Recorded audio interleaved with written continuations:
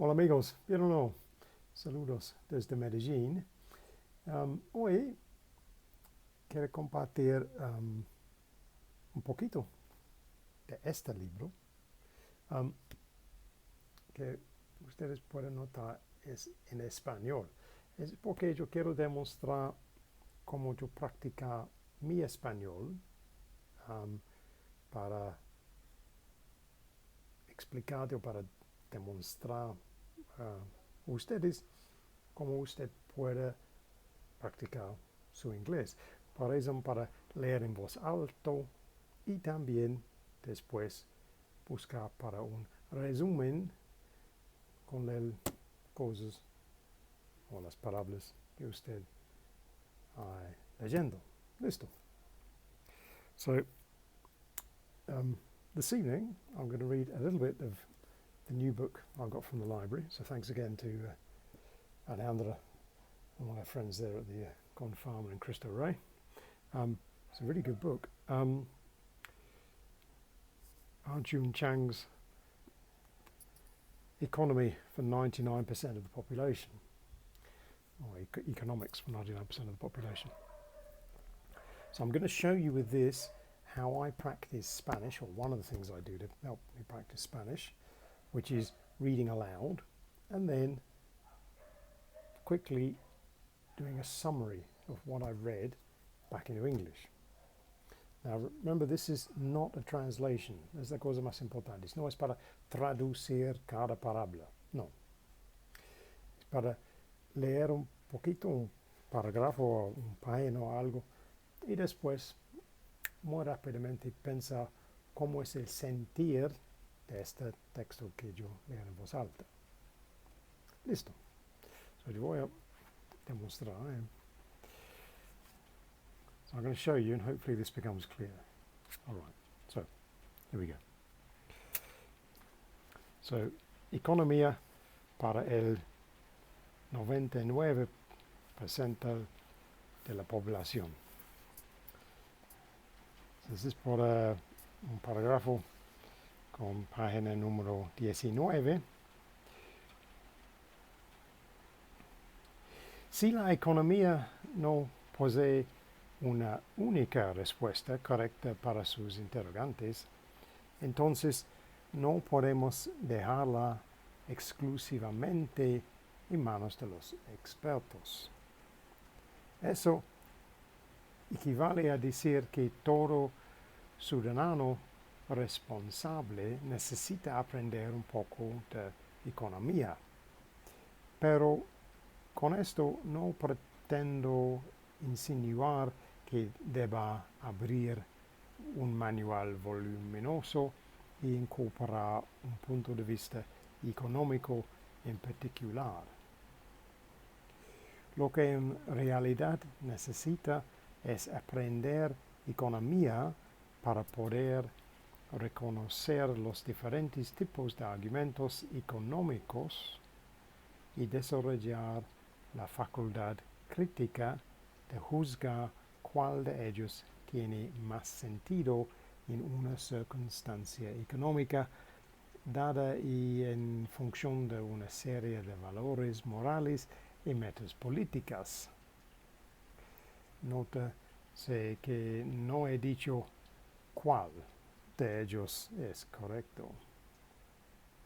Para eso se necesita un libro que aborde y analice la economía de una manera aún inexplorada, alguna que creo este libro hace.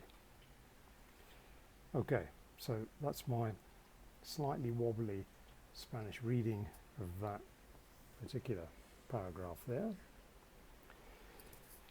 So the idea now we've read that aloud, so we get to listen a bit to ourselves, and ideally, well, clearly, record us doing this, because that's going to help us later on. We can go back and listen to it and go, oh, no, I got that wrong.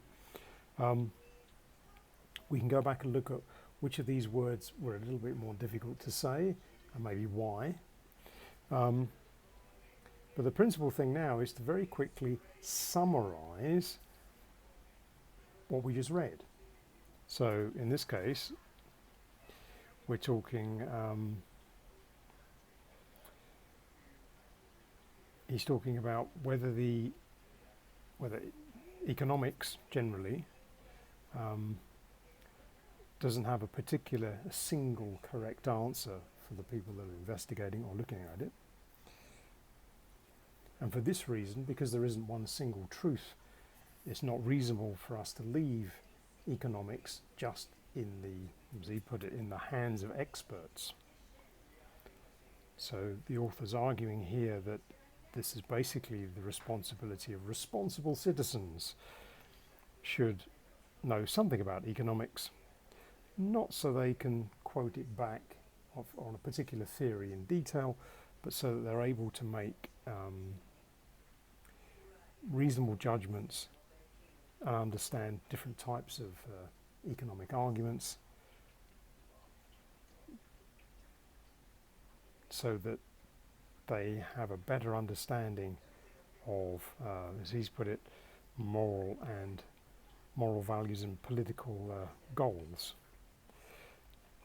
Although he's not going to tell us for sure like this one is correct, it's just that it gives you a tool to help you make decisions, because you understand a bit more about how the economy, or how economics functions. And he's hoping that this particular book, because of the way he's going to show things, he said in a way that's not normally explored, will help us, the new and non-specialist reader, to understand it. So there we go. That's my attempt at a summary of what he was talking about. That's not a translation. This is the important thing.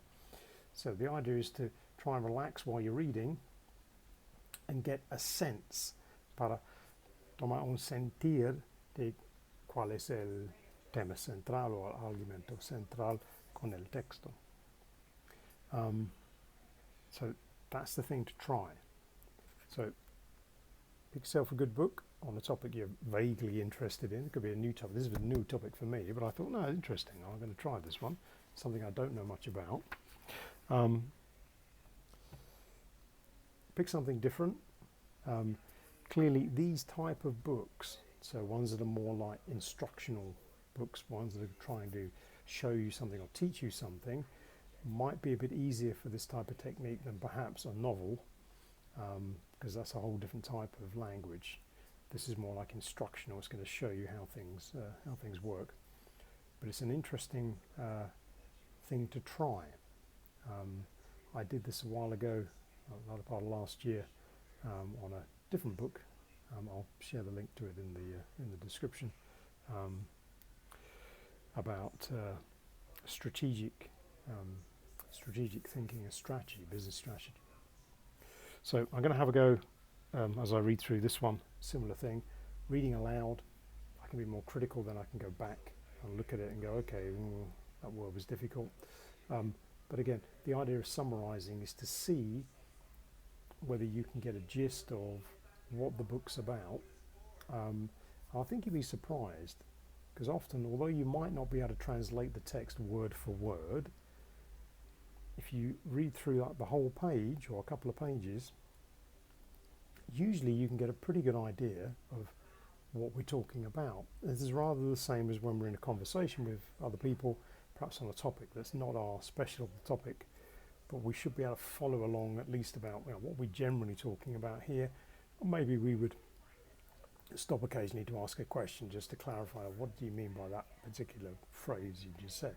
Something like that. So this is a way of practicing that type of technique, like we're pretending we're in a conversation, because we're in a conversation with the author of the book, just to see how well we can follow along with it. Obviously some phrases will stand out to you because that's the one I really understand the whole words of that. So it's not a translation exercise, but it's a way of using summary to help you get a better connection with the book, and obviously use it to practice reading aloud, because that's the really important thing, to get used to the voice and see if you can improve how you sound. So there we go. That's the tip for today. I hope you find that one useful. Déjame saber en los comentarios, como siempre. But for now, from Ha-Joon, it's cheerio.